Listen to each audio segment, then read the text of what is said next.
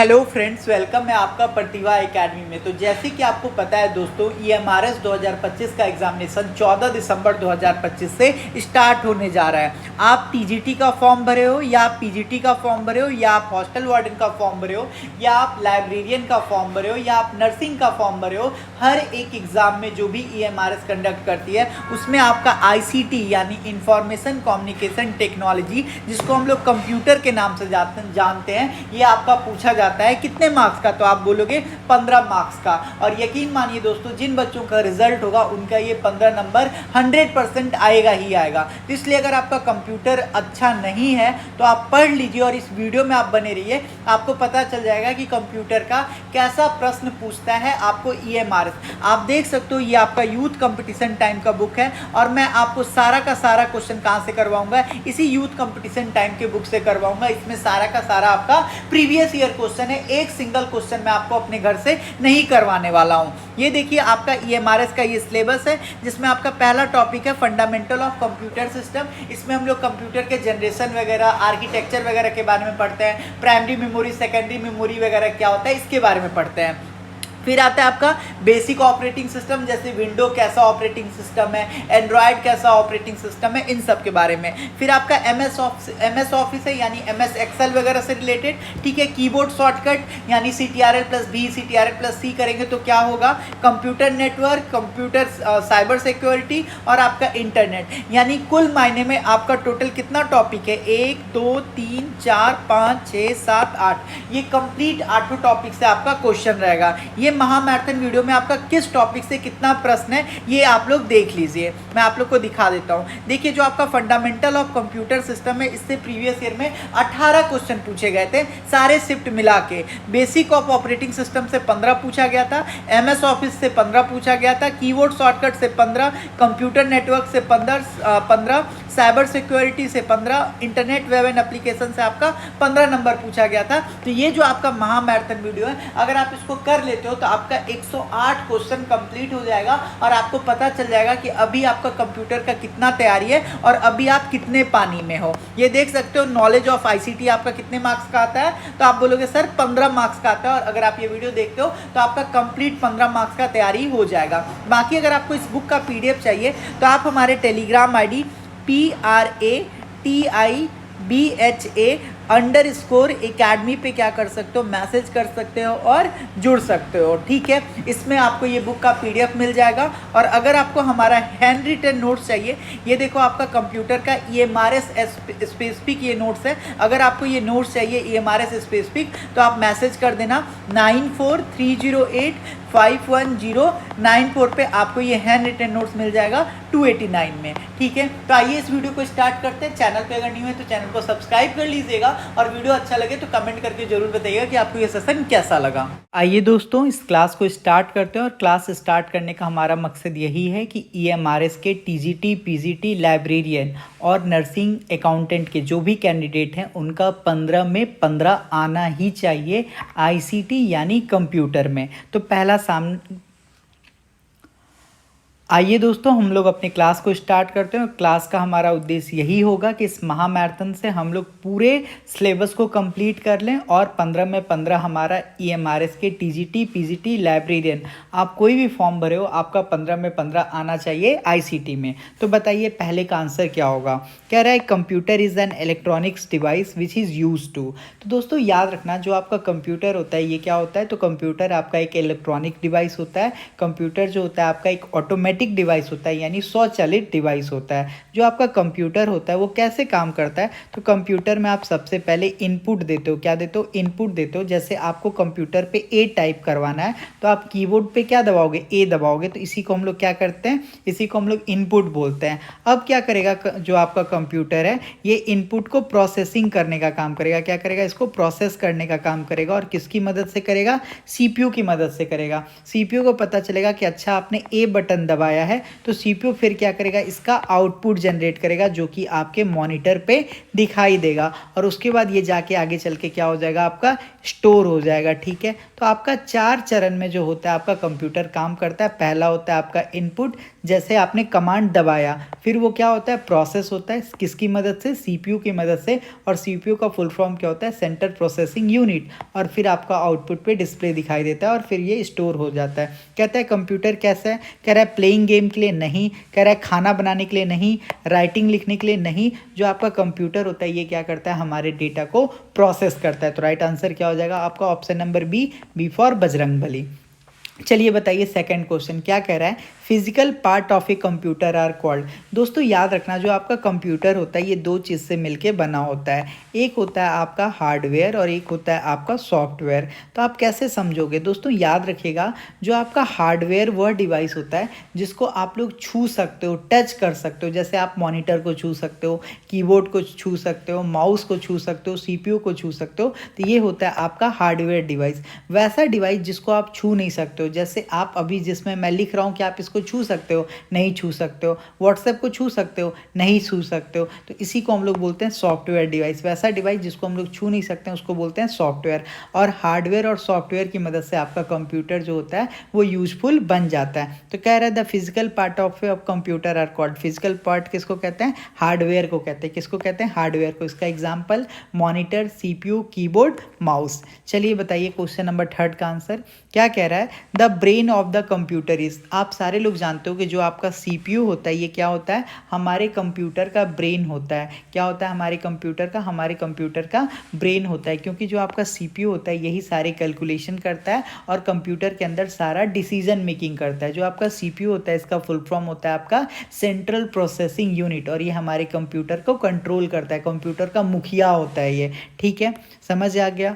कह रहा है IPO साइकिल स्टैंड फॉर। बताओ, अभी मैंने आपको बताया था IPO का मतलब क्या होता है। अभी मैंने आपको बताया था ना कि जो आपका कंप्यूटर होता है वो कैसे काम करता है। तो आप लोग को मैंने बताया था कि जो आपका कंप्यूटर होता है उसमें सबसे पहले आप इनपुट देते हो, इनपुट देने के बाद वो क्या होता है, वो आपका प्रोसेस होता है। क्या होता है, आपका प्रोसेस होता है। प्रोसेस होने के बाद क्या होता है, आपका आउटपुट आपके स्क्रीन पे दिखाई देता है और फिर क्या होता है, आपका स्टोर हो जाता है। क्या हो जाता है, आपका स्टोर हो जाता है। तो राइट ऑप्शन क्या हो जाएगा, इनपुट, प्रोसेस, आउटपुट। देखो इनपुट प्रोग्राम गलत, इनपुट, प्रोसेस और आउटपुट, ऑप्शन नंबर बी आपका सही हो जाएगा। और प्रोसेस किसकी मदद से होता है, तो याद रखिएगा CPU की मदद से होता है। ठीक है दोस्तों, आप लोगों के लिए एक इम्पॉर्टेंट सूचना है। जैसे कि आपको पता है कि आपका EMRS 2025 का एग्जामिनेशन 14 दिसंबर 2025 से होने वाला है, तो इसीलिए हम लोग लेके आए आपके लिए ICT का बैच। और ये ICT का बैच अगर आप लोग कर लेते हो, इंफॉर्मेशन कम्युनिकेशन टेक्नोलॉजी, जिसको हम लोग कंप्यूटर बोलते हैं, अगर आप इसको कर लेते हो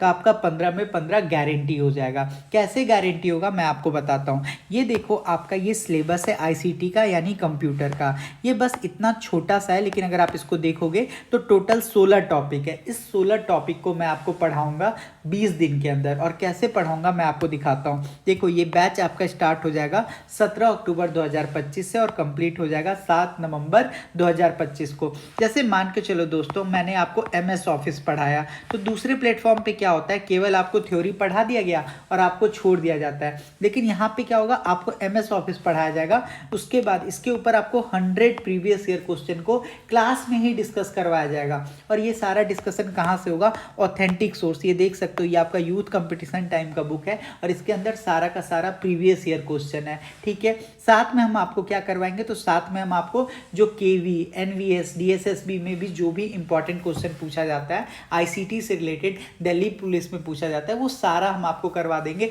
ताकि आपको कोई भी दिक्कत ना हो। ठीक है, ये बैच में आपको 16 टॉपिक करवाया जाएगा, आपको 1500 PYQ करवाया जाएगा। ठीक है, चैप्टर वाइज करवाया जाएगा और बाद में आपको मिक्स भी करवाया जाएगा। साथ में आपको क्लास नोट्स मिलेगा। ये देखो, हमारा हैंड रिटन क्लास नोट्स है, जो कि आपका हिंदी और इंग्लिश दोनों में है, तो आपको काफ़ी अच्छे से समझ में आएगा। क्योंकि दोस्तों देखिए, PDF से पढ़ने का अलग बात है, लेकिन हैंड रिटन नोट्स अगर आप प्रिंट आउट करवा लेते हो तो उसको पढ़ने का एक अलग ही मज़ा आता है, उसको पढ़ने में काफ़ी इंटरेस्ट आता है। ठीक है, साथ में आपको लाइव डाउट सॉल्विंग ग्रुप मिल जाएगा, जिस ग्रुप में ऐड कर दिया जाएगा। अगर आपको कोई भी प्रश्न बनाने में दिक्कत होता है तो आप वहाँ पे मैसेज कीजिएगा, आपको डाउट वहाँ पे आपका सॉल्व हो जाएगा। ये सारा कुछ आपको मिल जाएगा 389 में। एक चीज़ आप लोग याद रखिएगा, जो हमारा लाइव क्लासेस होगा इसका आपको रिकॉर्डिंग भी मिलेगा। अगर आप किसी कारणवश नहीं कर सकते हो क्लास तो आपको रिकॉर्डेड मिल जाएगा, आप लोग उसको देख लीजिएगा।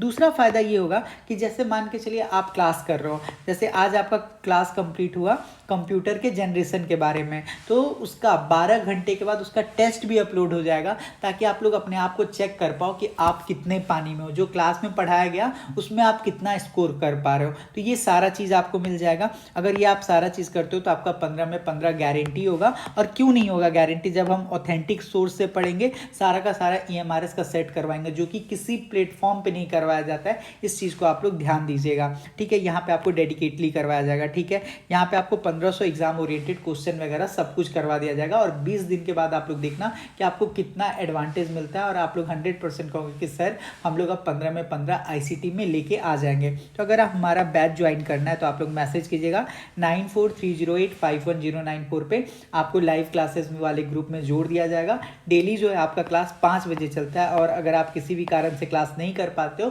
तो आपको रिकॉर्डेड लेक्चर भी मिल जाएगा, ठीक है। और अगर किसी को क्लास नहीं करना है, किसी को लाइव क्लास नहीं करना है, केवल उसको कंप्यूटर का नोट्स चाहिए, तो आपको कंप्यूटर का नोट्स भी मिल जाएगा 289 रुपीज़ में। और ये जो नोट्स होगा आपका EMRS डेडिकेटेड होगा, ठीक है। तो हमें बस उतना ही पढ़ना चाहिए जो हमारे एग्जाम को क्या करे, पास करवा दे। ये नहीं कि हम बहुत सारा पढ़ लिए और पता चला एग्जाम में हमसे क्वेश्चन ही नहीं बन रहा है, ठीक है। तो आई होप आपको ये चीज़ समझ में आया होगा। जो चलिए अब हम लोग आगे के क्वेश्चन को सॉल्व करते हैं। क्या कह रहा है, देखिए कह रहा है which one of the following is an output device. तो दोस्तों मैं आपको इनपुट डिवाइस और आउटपुट डिवाइस बता देता हूँ।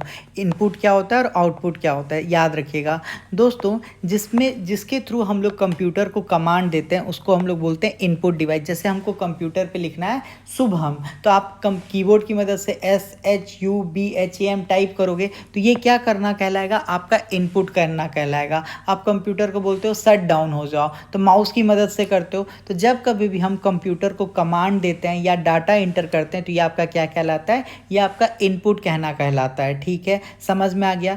आउटपुट क्या होता है, आउटपुट वह चीज़ होता है जैसे आपने सर्च किया गूगल पे लायन, तो लायन का इमेज आ गया आपको, तो ये आपका आउटपुट कहलाता है। आप टीवी पे कोई फिल्म देखते हो, वो क्या होता है, आपका आउटपुट होता है। तो आप समझ गए इनपुट किसकी मदद से करते हैं, तो कीबोर्ड और माउस की मदद से करते हैं। जो आपका आउटपुट होता है ये किस पे आता है, तो आप लोग बोलोगे कि जो आपका आउटपुट होता है ये आपके मॉनिटर पे आता है। कीबोर्ड कैसा डिवाइस है, आप बोलोगे इनपुट डिवाइस है। माउस कैसा डिवाइस है, तो आपका इनपुट डिवाइस है। जॉयस्टिक कैसा डिवाइस है, तो आपका इनपुट डिवाइस है। लेकिन जो आपका मॉनिटर होता है ये आपका आउटपुट डिवाइस होता है, क्योंकि इस पर क्या आता है, इस पर आपका डिजायर्ड रिजल्ट आता है। क्या आता है, डिजायर्ड रिजल्ट आता है, ठीक है। तो इस बात को याद रखिएगा। आजकल जो आपका मॉनिटर होता है ये LCD वगैरह आ जाता है, ठीक है। LCD का फुल फॉर्म क्या होता है, लिक्विड क्रिस्टल डिस्प्ले। चलिए कह रहा है which one of the following is a storage device. आपको बताना है कि इसमें से कौन सा आपका स्टोरेज डिवाइस है। आपके पास ऑप्शन है हार्ड डिस्क, CPU, प्रिंटर और स्पीकर। बताइए स्पीकर आपका स्टोरेज डिवाइस होगा कभी, आप बोलोगे नहीं सर जो आपका स्टोरेज डिवाइस होता है वो स्पीकर नहीं होता है। प्रिंटर में आप लोग क्या स्टोर करते हो, प्रिंटर क्या GB का होता है, प्रिंटर तो आपका कागज़ प्रिंट करने के लिए होता है। CPU जो होता है ये तो डेटा को प्रोसेस करने के लिए होता है। तो राइट ऑप्शन क्या हो जाएगा आपका हार्ड डिस्क। हार्ड डिस्क जो होता है आपका स्टोरेज डिवाइस होता है। क्या होता है आपका स्टोरेज डिवाइस होता है। फिर देखो आपसे क्या कह रहा है, the unit that perform calculation and logical operation is. तो आप लोग याद रखिएगा कि जो आपका ALU होता है, ALU का फुल फॉर्म होता है आपका अर्थमेटिक लॉजिक यूनिट। ये आपका एडिशन करने का काम करता है, सब्ट्रैक्शन करने का काम करता है, कंपैरिजन करने का काम करता है। ये हमारे CPU का एक ऐसा पार्ट है जो आपके कैलकुलेटर जैसा काम करता है। तो राइट ऑप्शन क्या हो जाएगा आपका ALU। इस ALU को कंट्रोल कौन करता है, तो आपका CU करता है। CU का फुल फॉर्म क्या होता है आपका कंट्रोल यूनिट। रैम का फुल फॉर्म क्या होता है, तो आप लोग बोलोगे रैम का फुल फॉर्म होता है आपका रैंडम एक्सेस मेमोरी। रोम का फुल फॉर्म क्या होता है, तो आप लोग बोलोगे रीड ओनली मेमोरी। देखो क्वेश्चन आ गया ना, CU स्टैंड फॉर, अभी मैंने बताया था कि CU का क्या मतलब होता है। तो आप लोग बोलोगे जो आपका CU होता है ये आपका मैनेजर होता है। किसका मैनेजर होता है सर? तो आप लोग बोलोगे सीयू जो होता है ये आपका मैनेजर होता है किसका? सीपीयू का। सीयू क्या होता है आपका? मैनेजर होता है सीपीयू का, ठीक है। सीयू का पूरा फुल फॉर्म होता है आपका कंट्रोल यूनिट। क्या होता है आपका? Control unit. और ये जो आपका सीयू होता है ये हमारे कंप्यूटर के सारे पार्ट को क्या करता है? कोऑर्डिनेट करने का काम करता है। जैसे माउस से कोऑर्डिनेट करेगा, कीबोर्ड से कोऑर्डिनेट करेगा, प्रिंटर से करेगा, स्पीकर से करेगा। ये हमारे ऑपरेशन को डिसाइड करता है कि कब कौन सा काम होगा। और साथ में ही हमारा जो कंप्यूटर में सिग्नल आ रहा होता है उसको भी कंट्रोल यूनिट क्या करता है? कंट्रोल करने का काम करता है, ठीक है। फिर देखो कह रहा है which of the following is not a type of computer. आपको बताना है इसमें से कौन सा जो है कंप्यूटर का टाइप नहीं है, ठीक है। कह रहा है एनालॉग। बिल्कुल, जो आपका एनालॉग होता है वो आपका एक कंप्यूटर का टाइप होता है। डिजिटल भी आपका कंप्यूटर का टाइप होता है। और आपका हाइब्रिड। हाइब्रिड का मतलब होता है जो आपका एनालॉग प्लस डिजिटल से मिलकर बना हो उसी को हम लोग हाइब्रिड कंप्यूटर बोलते हैं। लेकिन मैनुअल कोई भी कंप्यूटर का नाम नहीं है। मैनुअल का मतलब क्या होता है? जो जैसे हम लोग कोई हाथ से काम कर रहे हैं तो ये आपका गलत हो गया, ठीक है। और मैनुअल आपका नहीं होगा। कह रहा है microcomputer are also known as. बताइए जो आपका माइक्रो कंप्यूटर होता है उसको हम लोग किस नाम से जानते हैं? तो याद रखिएगा जो आपका माइक्रो कंप्यूटर होता है उसको हम लोग पर्सनल कंप्यूटर के नाम से भी जानते हैं। इसका यूज हम लोग कहाँ कहाँ करते हैं माइक्रो कंप्यूटर का? आप बोलोगे होम में करते हैं, स्कूल में करते हैं, ऑफिस वगैरह में करते हैं, ठीक है। कहाँ कहाँ पे करते हैं माइक्रो कंप्यूटर का यूज़? आप बोलोगे होम में, स्कूल में, ऑफिस में। इसके अंदर चिप लगा रहता है जिस चिप को हम लोग क्या बोलते हैं? माइक्रो प्रोसेसर चिप बोलते हैं। क्या बोलते हैं? माइक्रो प्रोसेसर चिप बोलते हैं। जो हमारा लाइव क्लास होता है उसमें मैंने ये सारी चीज़ को काफ़ी अच्छे से करवाया है, ठीक है। इसका एग्जाम्पल अगर आपसे पूछा जाएगा तो आप लोग बोल देना डेस्कटॉप। फिर क्या बोलोगे? आप लोग बोलोगे लैपटॉप, ठीक है। तो ये सारा क्या है? आपका माइक्रो कंप्यूटर का एग्जाम्पल है। चलिए कह रहा है supercomputer are mainly use for. दोस्तों आपसे पहले तो ये बताइए कि सुपर कंप्यूटर का मतलब क्या होता है? तो वैसा कंप्यूटर जो आपका रिसर्च के पर्पज से यूज़ किया जाता है, वैसा कंप्यूटर जो बहुत पावरफुल हो, वैसा कंप्यूटर जो आपका बिलियन ऑफ कैलकुलेशन तुरंत कर दे, उसी को हम लोग बोलते हैं सुपर कंप्यूटर। भारत का कौन सा है? तो आप लोग बोल देना परम। परम जो है ये किसका है? भारत का है। एक और एग्जांपल दूं तो देखो क्रे, ये भी क्या है? आपका सुपर कंप्यूटर है। परम क्रे क्या है? आपका सुपर कंप्यूटर है। तो आपसे कह रहा है super computer mainly use for. तो सुपर कंप्यूटर को कौन यूज़ करेगा? तो साइंटिफिक रिसर्च करेंगे। बैंक वाला कंप्यूटर यूज़ करके क्या कर बताओ? टाइपिंग लेटर के लिए सुपर कंप्यूटर यूज़ करेगा। गलत जवाब होगा कि नहीं होगा? आप बोलोगे। कह रहा है होमवर्क के लिए। होमवर्क के लिए आप सुपर कंप्यूटर करे भाई। फिर कह रहा है डेटा इज प्रोसेस्ड इनटू। बताइए जो आपका डेटा होता है वो कहाँ पे प्रोसेस होता है? तो आप लोग बताइए। कह रहा है हार्डवेयर, इंफॉर्मेशन, प्रोग्राम, सॉफ्टवेयर। बताइए जो आपका डेटा होता है जब आप डेटा को प्रोसेस करोगे तो वो आपका इंफॉर्मेशन बन जाता है। जैसे कि दोस्तों अभी मैं आप लोग का EMRS का क्लास ले रहा हूँ। मान लो 1000 बच्चे क्लास कर रहे हैं। मुझे अब जानना हो कि TGT के कितने बच्चे हैं, PGT के कितने बच्चे हैं। जब मैं इसका क्या करूँगा? फिल्टर करूँगा तो मुझे पता चला TGT के 100 बच्चे हैं। फिर मुझे पता चला PGT के 900 बच्चे हैं। तो यही आपका क्या कहलाएगा? इन्फॉर्मेशन कहलाएगा। फिर कह रहा है the speed of a computer is measured. बताइए जो आपका कंप्यूटर का स्पीड होता है उसको हम लोग कैसे मेजर करते हैं? तो याद रखिएगा जो कंप्यूटर का स्पीड होता है उसको हम लोग हर्ट्ज में मेजर करते हैं। किस में मेजर करते हैं? हर्ट्ज में मेजर करते हैं, ठीक है। और आप लोग याद रखिएगा हर्ट्ज का क्या होता है? साइकिल पर सेकंड होता है, ठीक है। तो अगर आपसे कभी भी पूछ दिया जाए कि 1 गीगाहर्ट्ज मतलब क्या होता है तो आप लोग बोलना इसका मतलब होता है 1 बिलियन ऑपरेशन पर सेकंड। अगर किसी कंप्यूटर का स्पीड 1 गीगाहर्ट्ज है तो इसका मतलब है वो 1 बिलियन ऑपरेशन को क्या कर सकता है? पर सेकंड उसका काम कर सकता है, ठीक है। कह रहा है which of the following is A volatile memory. तो सबसे पहले बताओ वोलेटाइल और नॉन वोलेटाइल क्या होता है? तो आप यहाँ पे लिखो। देखो दोस्तों वोलेटाइल मेमोरी और आपका नॉन वोलेटाइल मेमोरी आपका 2 मेमोरी होता है। कौन कौन सा? वोलेटाइल और आपका नॉन वोलेटाइल, ये आपका 2 टाइप का मेमोरी होता है। और मैं आपको बताता हूँ वोलेटाइल मेमोरी क्या होता है। दोस्तों याद रखना जो आपका वोलेटाइल मेमोरी होता है ये एक ऐसा मेमोरी होता है जो आपका कंप्यूटर में डायरेक्ट रूप से कनेक्टेड होता है। कैसा रहता है? तो ये आपके कंप्यूटर में डायरेक्ट रूप से कनेक्टेड होता है। जो आपका नॉन वोलेटाइल मेमोरी होता है ये आपका डायरेक्ट रूप से कंप्यूटर में नहीं कनेक्टेड रहता है, ठीक है। उसके बाद जो आपका वोलेटाइल मेमोरी होता है जैसे ही बिजली जाता है, जैसे ही आपका बिजली जाता है तो जो आपका वोलेटाइल मेमोरी होता है इसका डेटा क्या होता है? मिट जाता है। लेकिन जो आपका नॉन वोलेटाइल मेमोरी होता है इसका बिजली जाने से आपका डेटा नहीं मिटता है। तो एग्जाम्पल के तौर पर मैं समझा देता हूँ कि जैसे देखिए दोस्तों आप लोग कंप्यूटर को ऑन करते हो, कंप्यूटर पे कोई काम करते रहते हो और अगर अचानक से लाइट चला जाएगा तो क्या होगा? आपका डेटा डिलीट हो जाएगा। लेकिन आपके पेन ड्राइव में, आपके मेमोरी कार्ड में कोई भी डेटा है तो वो डिलीट होगा क्या? आप लोग बोलोगे नहीं सर, कभी नहीं डिलीट होगा। समझ में आ गया। अब देखिए जो आपका वोलेटाइल मेमोरी होता है वो क्या होता है। जैसे अभी हम लोग स्पेस पे काम कर रहे हैं तो ये कैसा मेमोरी, तो ये आपका वोलेटाइल मेमोरी होगा। और इसी को मैं सेव कर दूंगा तो ये कैसा होगा, तो आप लोग बोलोगे ये आपका नॉन वोलेटाइल मेमोरी है।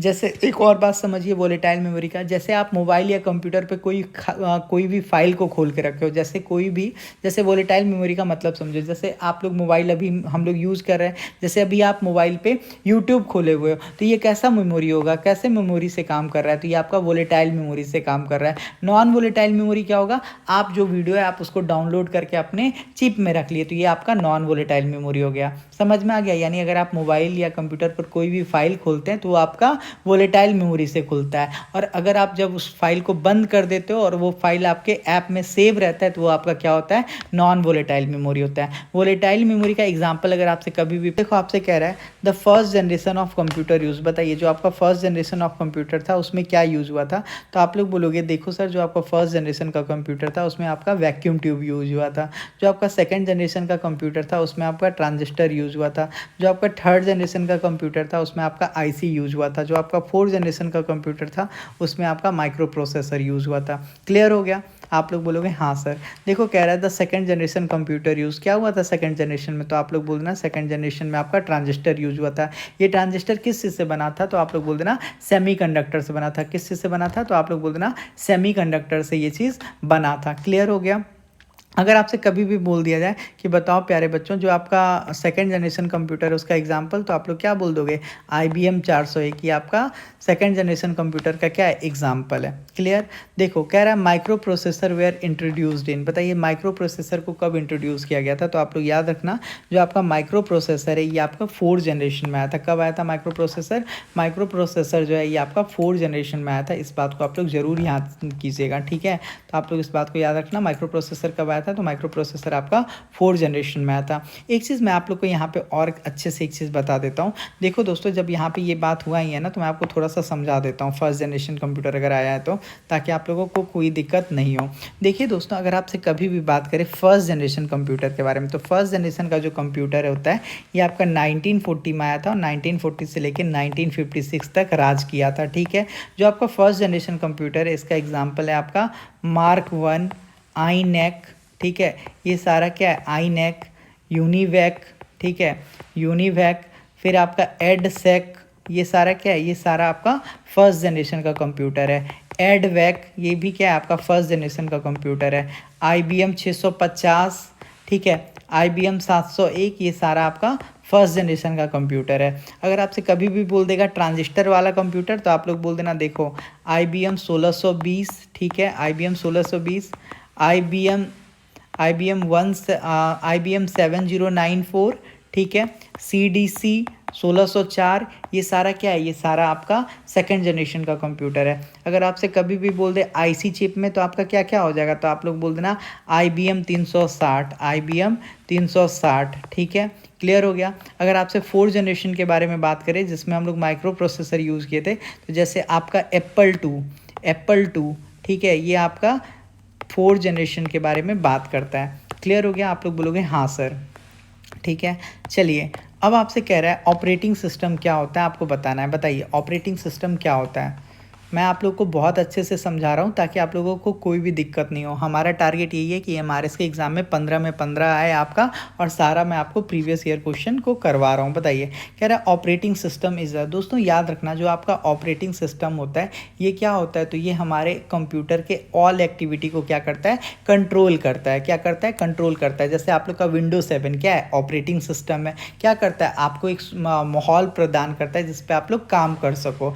एंड्रॉयड हम लोग बोलते हैं ना कि हमारा मोबाइल एंड्रॉयड है, ठीक है। तो जो आपका ऑपरेटिंग सिस्टम होता है, OS होता है, ये क्या करता है, हमारे हार्डवेयर वगैरह को कंट्रोल करने का काम करता है, उसको कनेक्ट करने का काम करता है, एज ए ब्रिज काम करता है। ये सारे आपके कंप्यूटर एक्टिविटी को क्या करता है, कंट्रोल करता है। अगर आपसे कभी भी बोल दे ऑपरेटिंग सिस्टम क्या होता है, तो ऑपरेटिंग सिस्टम जो होता है दोस्तों ये आपका एक सिस्टम सॉफ्टवेयर होता है। ऑपरेटिंग सिस्टम क्या होता है, आपका एक सिस्टम सॉफ्टवेयर होता है। एग्जाम्पल अगर आपसे पूछे तो आप लोग बोल देना विंडो, लाइनेक्स, एंड्रॉयड, ठीक है। चलिए, क्वेश्चन आपसे कह रहा है the main function of operating system is, कह रहा है टू प्ले गेम, गेम खेलने के लिए, गलत। कह रहा है टू प्रिंट डाटा, गलत। कह रहा है टू मैनेज कंप्यूटर रिसोर्स, ये आपका सही जवाब हो जाएगा। जो आपका ऑपरेटिंग सिस्टम होता है उसका मेन काम यही होता है कि वो क्या करे, वो आपके सारे हार्डवेयर को क्या करे, कंट्रोल करने का काम करे। इसका एग्जाम्पल आपका हो जाएगा विंडो, लाइनेक्स, एंड्रॉयड।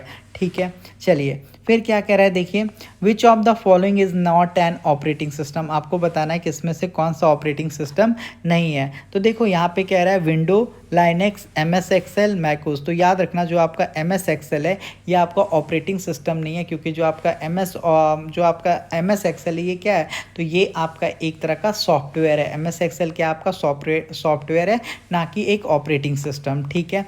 कह रहा है which of the following is an open source operating system, बताइए ओपन सोर्स ऑपरेटिंग सिस्टम कौन है। तो ओपन सोर्स ऑपरेटिंग सिस्टम जो होता है ये आपका लाइनेक्स होता है। लाइनेक्स क्या होता है, तो लाइनेक्स जो होता है ये आपका ओपन सोर्स होता है, ये आपका फ्री टू यूज़ होता है, और साथ साथ आप लाइनेक्स को क्या कर सकते हो, मॉडिफाई कर सकते हो। लेकिन आपका विंडो, एम एस डॉस और मैक ओ एस, ठीक है, मैक ओ एस जो है ये आपका पेड होता है। ठीक है, ये आपका फ्री टू यूज़ नहीं होता है और इसमें आप मॉडिफिकेशन नहीं कर सकते हो। ठीक है, क्लियर हो गया। लाइनेक्स का अगर आपसे कभी भी एग्जाम्पल पूछा जाए तो आप लोग बोलना उबुंटू, फेडोरा, ये सारा क्या है, ये सारा आपका लाइनेक्स बेस होता है। ठीक है। चलिए, कह रहा है द प्रोसेस ऑफ स्टार्टिंग और restarting a computer is called, बताइए जब आप कंप्यूटर को क्या करते हो, रीस्टार्ट करते हो और स्टार्ट करते हो तो इसको क्या कहते हैं, तो फॉर्मेटिंग नहीं, इसको हम लोग बूटिंग कहते हैं। बूटिंग के तहत ही हम लोग क्या करते हैं, कंप्यूटर को स्टार्ट करते हैं और रीस्टार्ट करते हैं। ये इसी वजह से करते हैं। और कैसे करते हैं, तो आप लोग क्या करते हो, जो आपका पावर बटन होता है उसको जब आप लॉन्ग प्रेस करोगे तो आपका कंप्यूटर क्या हो जाएगा, बूटिंग स्टार्ट हो जाएगा। ठीक है, समझ में आ गया। बूटिंग क्यों करते हैं सर, तो बूटिंग तब करते हैं जब हमारा कंप्यूटर अच्छे से काम नहीं कर रहा होता है। दोस्तों, आप लोगों के लिए एक इम्पॉर्टेंट सूचना है। जैसे कि आपको पता है कि आपका EMRS 2025 का एग्जामिनेशन 14 दिसंबर 2025 से होने वाला है, तो इसीलिए हम लोग लेके आए आपके लिए ICT का बैच। और ये ICT का बैच अगर आप लोग कर लेते हो, इंफॉर्मेशन कम्युनिकेशन टेक्नोलॉजी, जिसको हम लोग कंप्यूटर बोलते हैं, अगर आप इसको कर लेते हो तो आपका 15 में 15 गारंटी हो जाएगा। कैसे गारंटी होगा मैं आपको बताता हूँ। ये देखो, आपका ये सिलेबस है ICT का, यानी कंप्यूटर का। ये बस इतना छोटा सा है, लेकिन अगर आप इसको देखोगे तो टोटल 16 टॉपिक है। इस 16 टॉपिक को मैं आपको पढ़ाऊंगा 20 दिन के अंदर। और कैसे पढ़ाऊंगा मैं आपको दिखाता हूँ। देखो, ये बैच आपका स्टार्ट हो जाएगा 17 अक्टूबर 2025 से और कंप्लीट हो जाएगा 7 नवंबर 2025 को। जैसे मान के चलो दोस्तों, मैंने आपको MS ऑफिस पढ़ाया, तो दूसरे प्लेटफॉर्म पे क्या होता है, केवल आपको थ्योरी पढ़ा दिया गया और आपको छोड़ दिया जाता है। लेकिन यहाँ पे क्या होगा, आपको MS ऑफिस पढ़ाया जाएगा, उसके बाद इसके ऊपर आपको 100 प्रीवियस ईयर क्वेश्चन को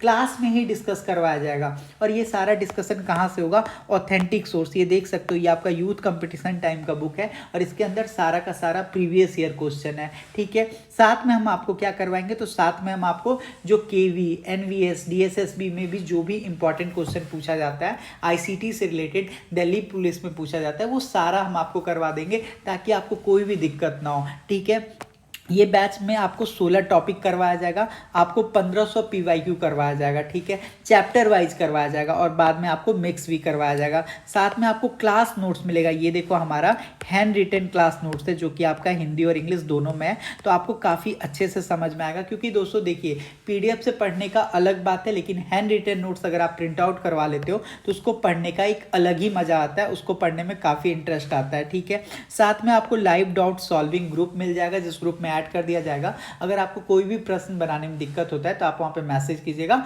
आपको डाउट वहां पे आपका सॉल्व हो जाएगा। ये सारा कुछ आपको मिल जाएगा 389 में। एक चीज आप लोग याद रखिएगा, जो हमारा लाइव क्लासेस होगा इसका आपको रिकॉर्डिंग भी मिलेगा। अगर आप किसी कारणवश नहीं कर सकते हो क्लास, तो आपको रिकॉर्डेड मिल जाएगा, आप लोग उसको देख लीजिएगा।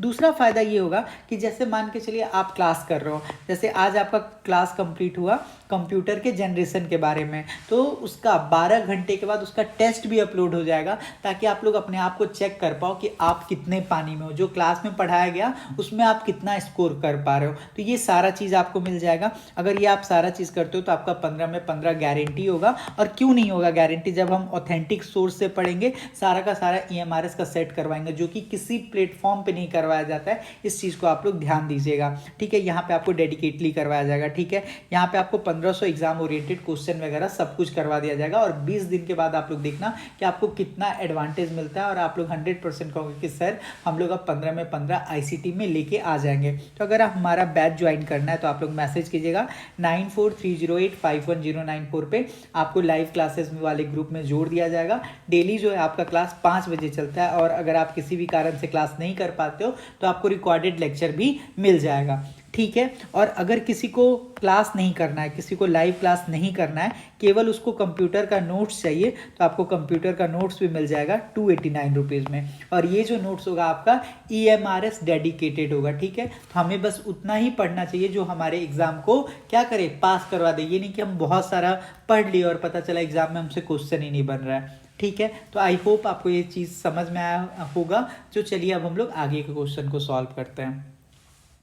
क्या कह रहा है देखिए, which part of the operating system remain in memory while the computer is running. Computer चलने के दौरान ऑपरेटिंग सिस्टम का कौन सा भाग मेमोरी में रहता है। दोस्तों याद रखना, जो आपका ऑपरेटिंग सिस्टम होता है उसमें आपका CPU सेंट्रल प्रोसेसिंग यूनिट को, मेमोरी को और डिवाइसेस को कौन मैनेज करने का काम करता है, तो आपका ऑपरेटिंग सिस्टम मैनेज करने का काम करता है, ठीक है। और जो आपका मेन मेमोरी होता है, यानी जो आपका रैम होता है, इसमें आपका एक कर्नल होता है जो क्या करता है, आपके कंप्यूटर का पार्ट रहता है। तो राइट ऑप्शन क्या हो जाएगा, आपका कर्नल हो जाएगा। और जो आपका कर्नल होता है ये क्या होता है, आपके कंप्यूटर का ऑपरेटिंग सिस्टम का एक तरह का हार्ट होता है, ठीक है। आपसे पूछ रहा है GUI स्टैंड फॉर। दोस्तों याद रखना, जो आपका GUI है इसका फुल फॉर्म होता है ग्राफिकल यूजर इंटरफेस। क्या होता है आपका GUI का फुल फॉर्म, आप लोग बोलोगे ग्राफिकल यूजर इंटरफेस। जो आपका ग्राफिकल यूजर इंटरफेस होता है, ये यूजर को क्या करता है, अलाउ करता है आइकन रखने के लिए, आपका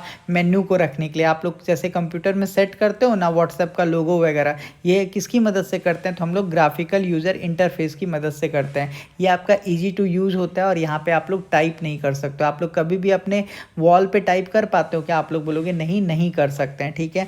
तो GUI का फुल फॉर्म क्या होगा, तो आप लोग बोलोगे ग्राफिकल यूजर इंटरफेस, ठीक है। Graphical user interface, option number B आपका करेक्ट हो जाएगा। बताइए क्वेश्चन नंबर 8 क्या कह रहा है, the main function of the file management in OS। बताइए ऑपरेटिंग सिस्टम में जो आपका फाइल मैनेजमेंट होता है वो क्या होता है। तो आप लोग याद रखिए, कह रहा है प्ले गेम। आप फाइल मैनेजमेंट का बात कर रहे हो और गेम खेलोगे, गलत है।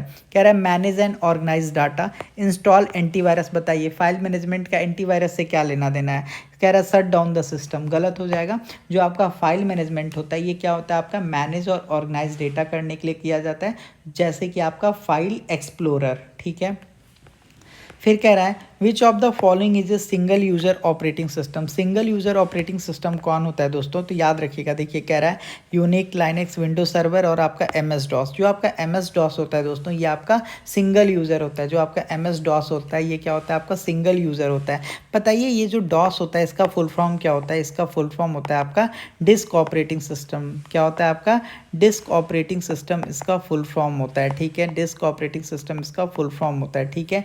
ये आपका only one user can use it A time. मतलब मान लो अगर आप कंप्यूटर पे चला रहे हो तो एक ही यूज़र इस पर काम कर सकता है, ठीक है। कमांड बेस्ड होता है, इस पर कोई भी आइकन नहीं होता है। ऐसा नहीं कि व्हाट्सअप दिखा आप खोल दिए, टेलीग्राम दिखा आप खोल दिए, क्रोम दिखा आप खोल दिए। आपका अगर आपको व्हाट्सअप खोलना है तो आपको कमांड देना होगा। और इसको कब यूज़ किया जाता था, विंडो से पहले इसको MS-DOS को यूज़ किया जाता था। DOS का फुल फॉर्म समझ गए, डिस्क ऑपरेटिंग सिस्टम। और ये कैसा है, जो आपका सिंगल यूज़र ऑपरेटिंग सिस्टम होता है।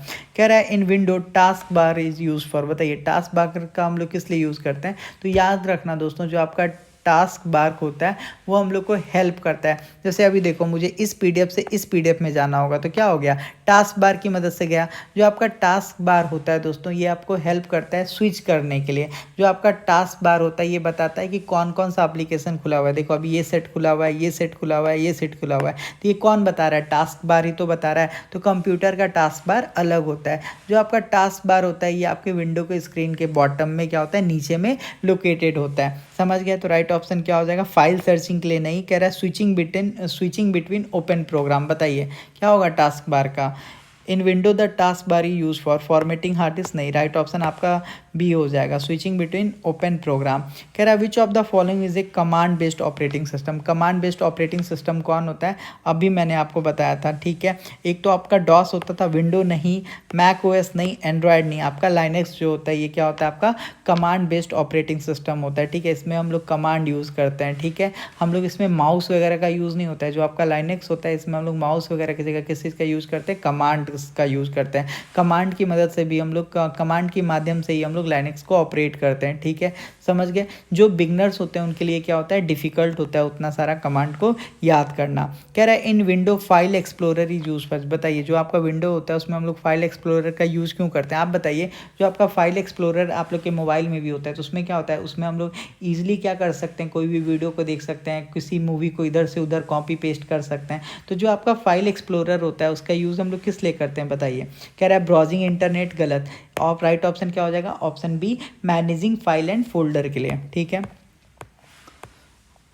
अब देखिए कह रहा है the recycle bin in window store. दोस्तों जैसे आपका कभी क्या होता है, आप कोई भी फाइल को डिलीट कर देते हो गलती से, तो वो कहाँ चला जाता है, तो वो आपका रिसाइकल बिन में चला जाता है और वो आप वहाँ से क्या कर सकते हो, उस फाइल को दोबारा से कंप्यूटर में ला सकते हो। लेकिन अगर एक बार डिलीट हो गया तो वो दोबारा नहीं आएगा। जो आपका रिसाइकल बिन होता है इसका सिंबल कैसा होता है, ये बार बार आपसे एग्जाम में पूछा जाता है, तो याद रखना जो आपका रिसाइकल बिन होता है इसका सिंबल जो होता है ये आपका डस्टबिन की तरह होता है। कैसा होता है, डस्टबिन की तरह होता है। तो रिसाइकल बिन क्या करता है, आपके डिलीटेड फाइल को स्टोर करता है, ठीक है। The booting process load the OS into, आपसे कह रहा है कि जो आपका बूटिंग प्रोसेस होता है तो ये क्या होता है। तो याद रखना दोस्तों जो आपका बूटिंग प्रोसेस होता है ये बिना रैम के नहीं हो सकता है। जो आपका रैम होता है इसका फुल फॉर्म क्या होता है, रैंडम एक्सेस मेमोरी होता है। जो आपका रैम होता है ये कैसा मेमोरी है, तो ये आपका टेम्प्रोरी मेमोरी है, तो ये याद रखना है। और ये जब कंप्यूटर स्टार्ट होता है तो इसका यूज होता है, ठीक है। चलिए हमारा ये भी कंप्लीट हो गया। अब हम लोग बात करते हैं एम एस वर्ड का। एम एस वर्ड का सारा क्वेश्चन करते हैं। बताइए कह रहा है M S word is use for. दोस्तों याद रखना जो आपका एम एस वर्ड होता है ये क्या है, एक तरह का आपका वर्ड प्रोसेसर है जिसका यूज हम लोग किस लिए करते हैं, एम एस वर्ड का। तो एम एस वर्ड का यूज हम लोग करते हैं टाइपिंग के लिए। किस लिए करते हैं, टाइपिंग के लिए करते हैं, एडिटिंग डॉक्यूमेंट के लिए करते हैं, लेटर बनाने के लिए करते हैं, रिज्यूमे बनाने के लिए करते हैं, क्वेश्चन पेपर प्रिपेयर करने के लिए करते हैं। जो आपका एम एस वर्ड होता है इसको अगर कोई भी फाइल को सेव करोगे तो क्या लिख के आता है, DOCX। और इसको आप लोग याद कर लीजिएगा, बहुत बार पूछा जाता है। कह रहा है एम एस वर्ड कैलकुलेशन के लिए, गलत। डॉक्यूमेंट प्रिपरेशन बिल्कुल। जैसे मान के चले आपने कोई फाइल को लिखा EMRS, तो इसमें कैसे सेव होगा, तो ये सेव हो जाएगा आपका EMRS और यहाँ पे हो जाएगा .DOCX, ठीक है। तो ये इसका कोड होता है। तो आपसे अगर कभी भी पूछ देगा फाइल एक्सटेंशन क्या होता है एम एस वर्ड का, तो आप लोग क्या बोल दोगे, डॉक्स होता है, ठीक है। फिर देखो कह रहा है which of the following is use for creating presentation. तो आप सारे लोग जानते हो प्रेजेंटेशन यूज़ करने के लिए हम लोग क्या यूज़ करते हैं, MS पावर पॉइंट का करते हैं। जो आपका MS पावर पॉइंट होता है दोस्तों ये आपको स्लाइड स्लो बनाने में हेल्प करता है, text picture animation audio video वगैरह बनाने में यूज़ किया जाता है। जो आपका MS पावर पॉइंट होता है इसका यूज़ हम लोग क्या करते हैं, तो इसका यूज़ हम लोग स्लाइड डिजिटल पेज वगैरह बनाने के लिए करते हैं। जो आपका MS पावर पॉइंट होता है इसका क्या होता है, फाइल एक्सटेंशन, तो PPTX क्या होता है आपका, PPTX। वहीं पर आपका MS वर्ड का क्या होता था, .DOCX, ठीक है। पावर पॉइंट का क्या है, PPTX। और ये क्वेश्चन बार बार पूछा जाता है। कह रहा है in MS Excel formula always start with. तो आप लोग याद रखना जो आपका MS एक्सेल है इसमें जो फॉर्मूला होता है वो ऑलवेज किस चीज़ से स्टार्ट होता है, तो ऑलवेज आपका इक्वल टू से स्टार्ट होता है। किस चीज़ से स्टार्ट होता है, ऑलवेज आपका इक्वल टू से स्टार्ट होता है। इस बात को भी आप लोग याद रखना, ठीक है। चलिए क्वेश्चन नंबर 4 में देखिए कह रहा है in MS Word shortcut key two copies. Copy करने के लिए हम लोग किस चीज़ का यूज़ करते हैं, बताइए। तो कॉपी करने के लिए हम लोग CTRL+C करते हैं, और अगर हमको कुछ भी चिपकाना हो तो हम लोग क्या करेंगे, CTRL+V करेंगे। क्या करेंगे, CTRL+V करेंगे, ठीक है। क्लियर हो गया। कह रहा है शॉर्टकट की फॉर पेस्ट इज, पेस्ट करने के लिए अभी मैंने आपको बताया था, पेस्ट करने के लिए हम लोग CTRL+V डालते हैं, और अगर हमको क्या करना है, कॉपी करना है तो CTRL+C, कॉपी करने के लिए CTRL+C, सी और पेस्ट करने के लिए CTRL+V। फिर देखिए कह रहा है शॉर्टकट की फॉर कट इज़, कट करने के लिए जो हम लोग शॉर्टकट की यूज़ करते हैं आपसे पूछ रहा है, तो अगर आपको कट करना है तो हम लोग उसके लिए क्या यूज़ करेंगे, CTRL+X। CTRL+X करके जो भी आपका सेलेक्टेड कंटेंट है उसको हम लोग क्या कर सकते हैं, कट कर सकते हैं। इस बात को आप लोग ध्यान में रखिएगा।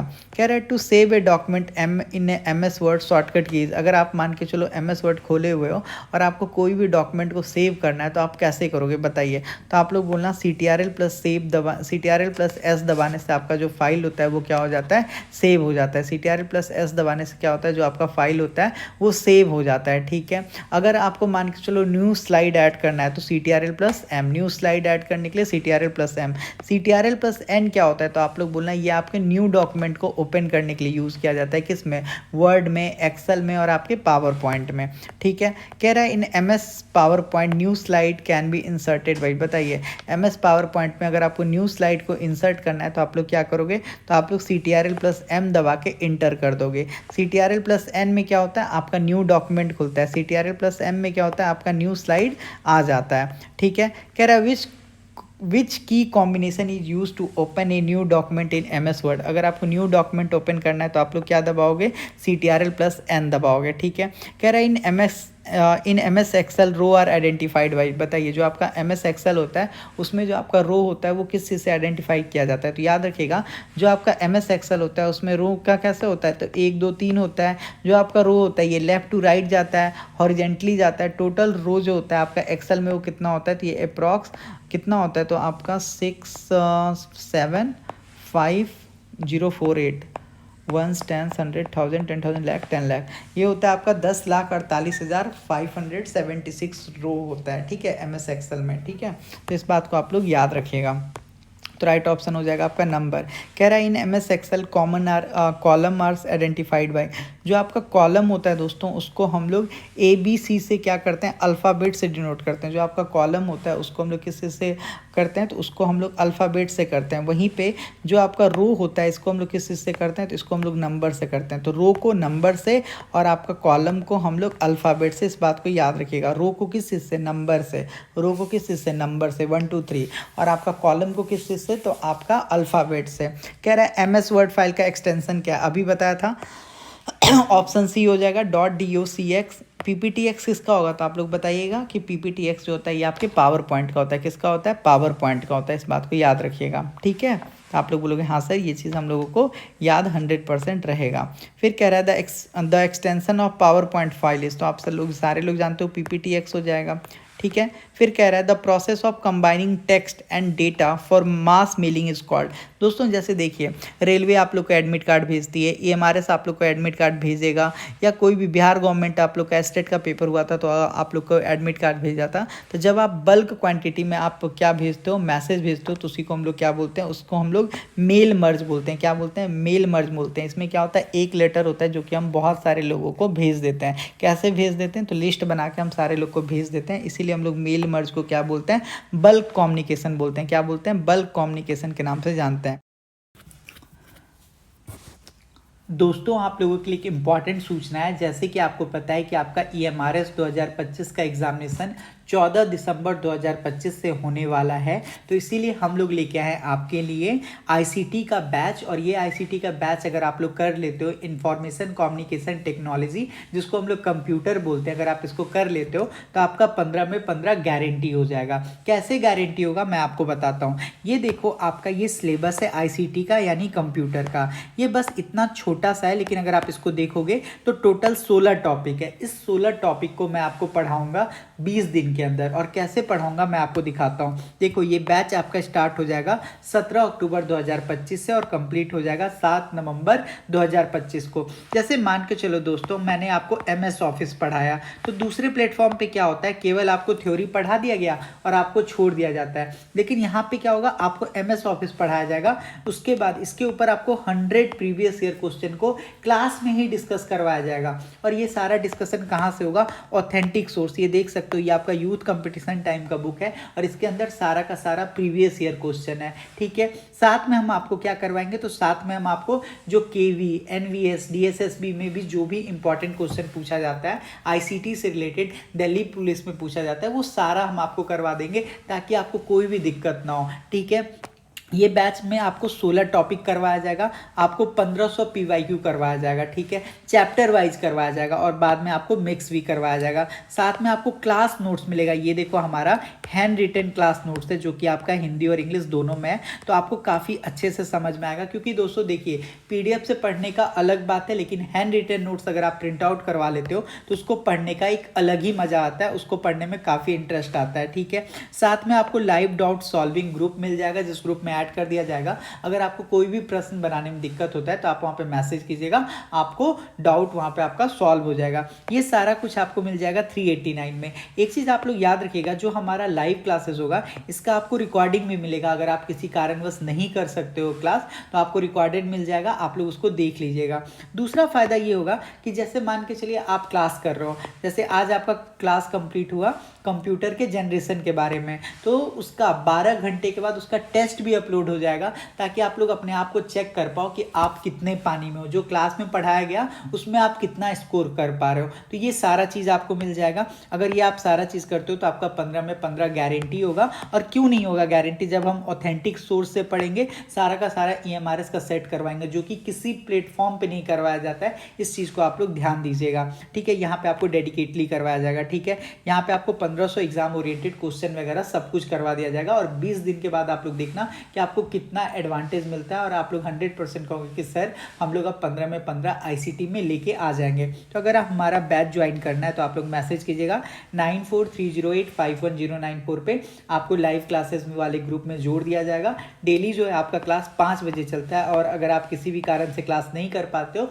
तो आपको रिकॉर्डेड लेक्चर भी मिल जाएगा, ठीक है। और अगर किसी को क्लास नहीं करना है, किसी को लाइव क्लास नहीं करना है, केवल उसको कंप्यूटर का नोट्स चाहिए, तो आपको कंप्यूटर का नोट्स भी मिल जाएगा 289 रुपीज़ में। और ये जो नोट्स होगा आपका EMRS डेडिकेटेड होगा, ठीक है। तो हमें बस उतना ही पढ़ना चाहिए जो हमारे एग्जाम को क्या करे, पास करवा दे। ये नहीं कि हम बहुत सारा पढ़ लिए और पता चला एग्जाम में हमसे क्वेश्चन ही नहीं बन रहा है, ठीक है। तो आई होप आपको ये चीज़ समझ में आया होगा। जो चलिए अब हम लोग आगे के क्वेश्चन को सॉल्व करते हैं।